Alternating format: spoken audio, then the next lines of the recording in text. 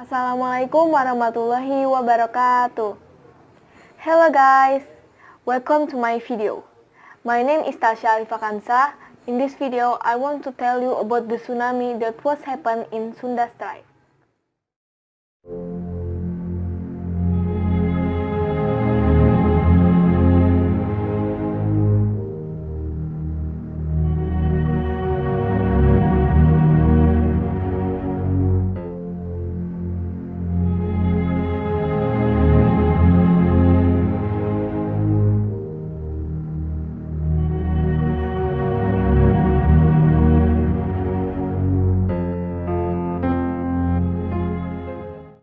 Why Indonesia volcano tsunami gave little to no warning.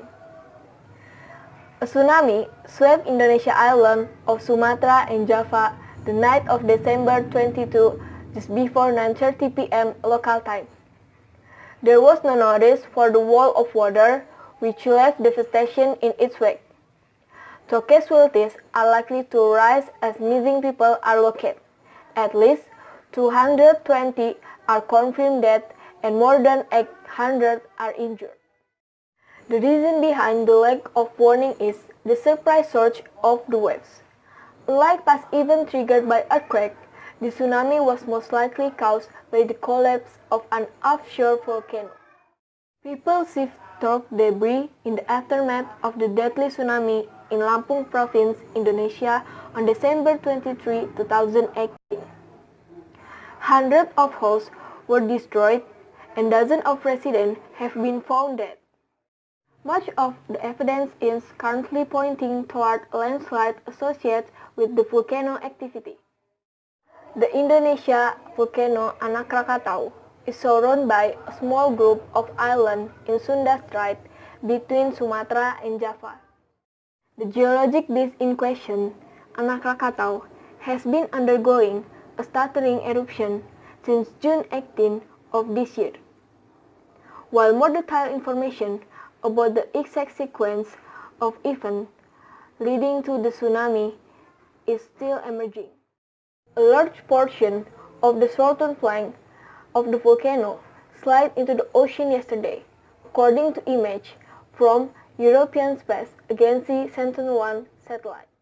But they are not the only way to get tsunami.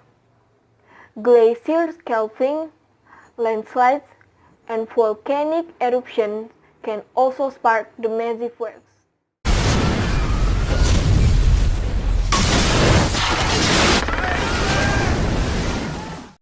In this case, the most likely culprit is Anak Krakatau. If this name sounds familiar, that may be because the volcano is the product of the infamous Krakatoa volcano, which roared to life in 1883 in one of the large eruptions of modern times. It caused a tsunami. When most people think of tsunami, image of ground-rattling earthquakes usually follow. These are some common sources of the devastating wall of water. Movement in the ocean crust can displace chunks of water, causing waves to pile up and crash into nearby shores. The eruption was so large, it could be heard nearly 3,000 miles away on Rodrigues Island, and a resulting tsunami was killed more than 36,000 people. It also could have been the inspiration for Edvard Munch's famous artwork The Screams. After the fiery storm, all that was left a massive crater. But it didn't die. Instead, a new volcano started growing. The baby volcano was aptly dubbed Anak Krakatau or Child of Krakatoa.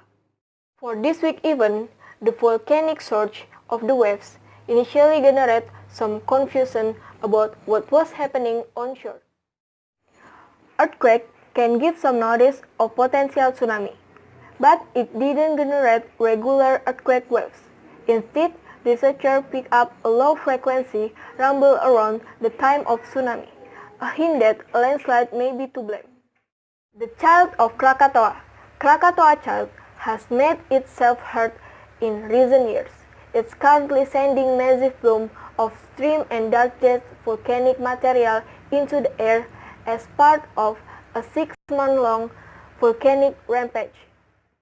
With such an active volcano, the hazard may change over time. This is a complicated situation, and it doesn't fall under the usual tsunami warning category, as there was no earthquake preceding the event. And then there's the need dedicate financial research to take meaningful action. Okay guys, so that all was my video. I hope you enjoy it and thank you for watching. Bye bye.